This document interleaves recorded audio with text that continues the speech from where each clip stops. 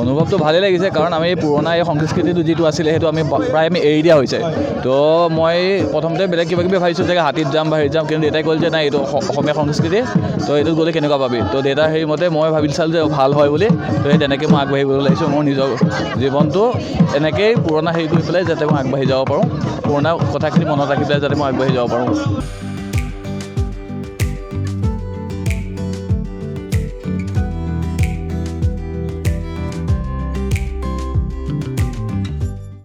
বৈবাহিক জীৱনৰ শুভেচ্ছা জনালোঁ হয় এতিয়া দেখা যায় যে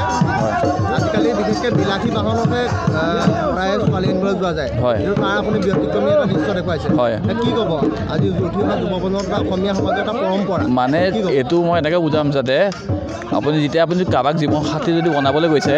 তেখেতে আপোনাৰ মনটো লৈ পেলাই আহিব বিচাৰিছে নে আপুনি কিটো চৌকি কৰি পেলাই দিব বিচাৰিছে আপুনি সেইটো চাই পেলাই আহিব বিচাৰিছে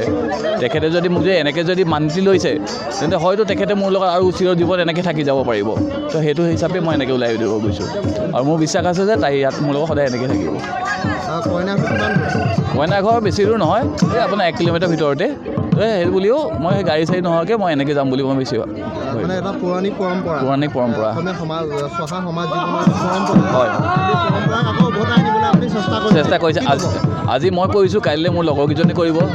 সেইটো হিচাপে মোৰ হিচাপে মোৰ লাগিছে যে আকৌ এনেকুৱা এটা বস্তু আকৌ যে গঠিব পাৰিম আমি মই সেইটো হিচাপে মই আৰম্ভ কৰিছোঁ অভিজ্ঞান সভাপণ্ডিত কইনাৰ নাম আদৰ্শা শৰ্মা মোৰ ঘৰ এয়া নতুন আমলাপতি মই থাকোঁ মুম্বাইত কাম কৰি আছোঁ মই ফিল্ম মেকিং হিচাপে কাম কৰি আছোঁ ফিল্ম মেকাৰ আৰু মুম্বাই বিলাসী জীৱন নহয় আপুনি বিলাসীভাৱে আপুনি বিয়াখন পাতিবলৈ চেষ্টা কৰা নাই কিন্তু আপুনি একদম অসমীয়া যিটো গ্ৰাম্য চহা জীৱনত হয় পাতিছে হয় কি ক'ব কাৰণ মই এইটোৰ পৰাই মই জন্ম হৈছোঁ যেতিয়া মই মোৰ নিজৰ ভাবিছোঁ মই মোৰ নিজৰ সংস্কৃতিটো মই কেনেকৈ আগবঢ়াই যাওঁ মোৰ এইটো বৰ পুৰণা প্ৰয়াস এটা মই বহুত দিনৰ পৰা ভাবি আছিলোঁ মোৰ ল'ৰাই ওচৰতে যিহেতু কন্যা আনিবলৈ আশা কৰিছে গতিকে মই ইমান ওচৰতে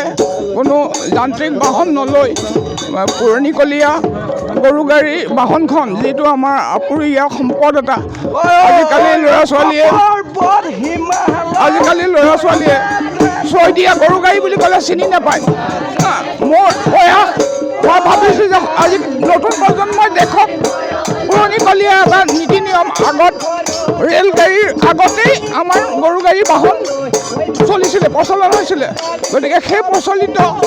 ধাৰাটো মই আকৌ নতুন প্ৰজন্মৰ মাজত আনিবলৈ চেষ্টা কৰি আজি এই হেৰি কৰিছোঁ ব্যৱস্থা কৰিছোঁ এটা বেলেগ ইয়াত অসমীয়া চহা জীৱনৰ এক ভূমিক লৈ হয় কিন্তু আপোনালোকে বিলাসী বাহনৰ পৰিৱৰ্তে গৰু গাড়ী থৈ দিয়া গৰু গাড়ীত লৈছে হয় আপোনাৰ নিজৰ পুত্ৰ বিয়া হয় মোৰ একমাত্ৰ পুত্ৰ মই দূৰত যদি ছোৱালী কইনা হ'লহেঁতেন তেতিয়া উপায় নাপাই পেলাই আমি যান্ত্ৰিক বাহনৰ ব্যৱস্থা কৰিবলৈ বাধ্য হ'লোহেঁতেন এতিয়া যিহেতু মোৰ 500 মিটাৰ আঁতৰত তেওঁ কইনা লগত মানে বিবাহ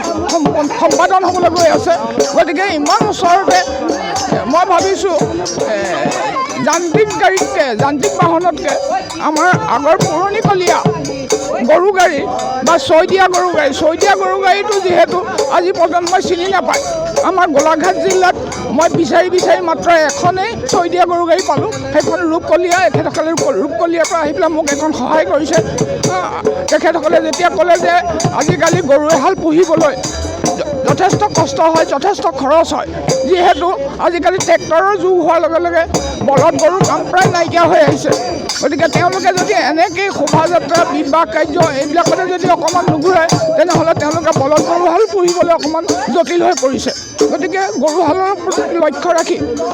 আৰু আমাৰ নতুন প্ৰজন্মই জানিবলগীয়া কথাখিনি দেখুৱাবৰ কাৰণে মই এইটো প্ৰয়াস কৰি আজি এইটো সিদ্ধান্ত ল'লোঁ মোৰ নাম শ্ৰী বিজিত কুমাৰ সভাপণ্ডিত মই গড়কাপ্তানি বিভাগৰ পৰা গৃহ বিভাগৰ পৰা মই অৱসৰ ল'লোঁ আৰু এতিয়া মই বৰ্তমান মই MP আগৰৱালাৰ লগত মই এনেই কাম কৰি আছোঁ আৰু তেওঁলোকৰ লগতে হয় ধন্যবাদ আপোনালোকক ধন্যবাদ যিকোনো খবৰৰ বাবে যোগাযোগ কৰক 7099017330 লগতে 7099017110 নম্বৰত